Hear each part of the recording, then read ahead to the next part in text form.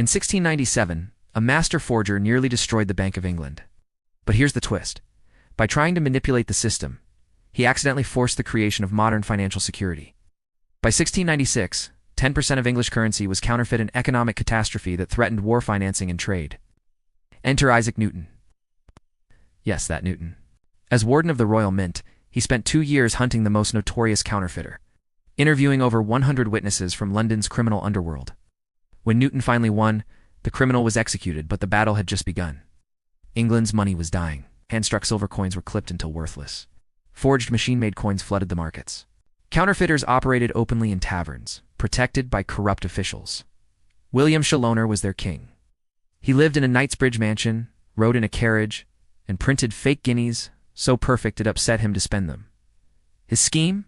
Frame the Royal Mint as incompetent, offer his expertise to Parliament, and get hired to run the very institution he was destroying. He even testified before Parliament that mint engravers were selling official dies to criminals. The truth? He'd bought one himself. For this information, Parliament gave him a £200 reward, but never the control he craved.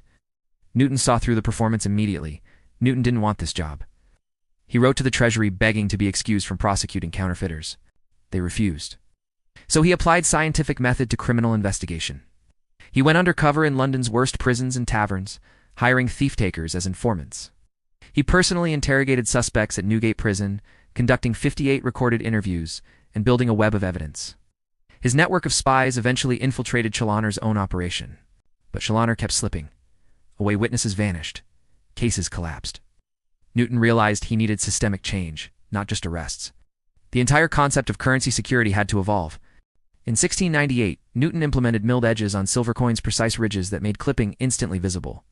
But he knew physical features weren't enough. He created a system of deterrence, made counterfeiting high treason mandatory hanging standardized. Coin weight and purity through the Great Recoinage established a network of mint officers to monitor circulation. The watermark on Bank of England notes appeared in 1697, not by Newton, but Rice Watkins, the paper supplier. Serial numbers came 110 years later, in 1809, but the principle Newton pioneered, layered, evolving security, became permanent. Every time criminals adapted, security adapted faster. This became the blueprint for financial defense. The offense defines the defense. In 1939, the Nazis tried Chaloner's playbook in industrial scale. Operation Bernhard produced £132 million in fake notes, 15% of all genuine British currency at Sachsenhausen concentration camp. The counterfeits were so perfect they fooled Swiss bankers. The SS used them to finance espionage and buy war materiel. After the war, embarrassed Bank of England officials burned the fake sans some of their own records. The lesson? No security features permanent? The 19th century's elegant watermarks became obsolete after photography. Post-World War II serial numbers couldn't stop digital printing. Each innovation buys time, not safety. Now the arms race runs at AI speed. $44 billion lost to global payment fraud in 2024.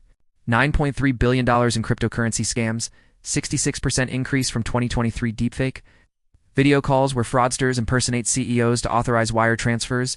AI-generated identities opening thousands of fake accounts simultaneously. Criminals no longer clip coins or forge paper. They synthesize reality itself. The FBI's 2024 report shows crypto scammers using AI personas too. Pig butcher victims building fake relationships for months before stealing life savings. Just as Chaloner exploited information asymmetries, today's fraudsters exploit our trust in digital authenticity. Our financial security wasn't designed by committees, it was forced into existence by criminals. The milled edge? A response to coin-clipping watermarks? A response to paper counterfeiting encrypted blockchains? A response to digital double-spending biometric authentication? A response to identity theft? Every layer is a scar from a previous wound. Chaloner's genius wasn't his forgerized, it was his insight that the system could be weaponized against itself. That insight still drives innovation. If Chaloner returned today, he wouldn't print coins. He'd run a deep-fake Azervis platform from a non-extradition country. The tools change. The pattern never does. Each security breakthrough creates a temporary advantage. Each criminal innovation forces the next defense. Newton didn't just catch a counterfeiter, he institutionalized permanent paranoia as financial policy. The question isn't whether AI fraud can be stopped. The question is, what will we be forced to invent next? Subscribe for more stories about the criminals who accidentally built our world. The next financial war is already starting this time. The forgers are training neural networks while we sleep.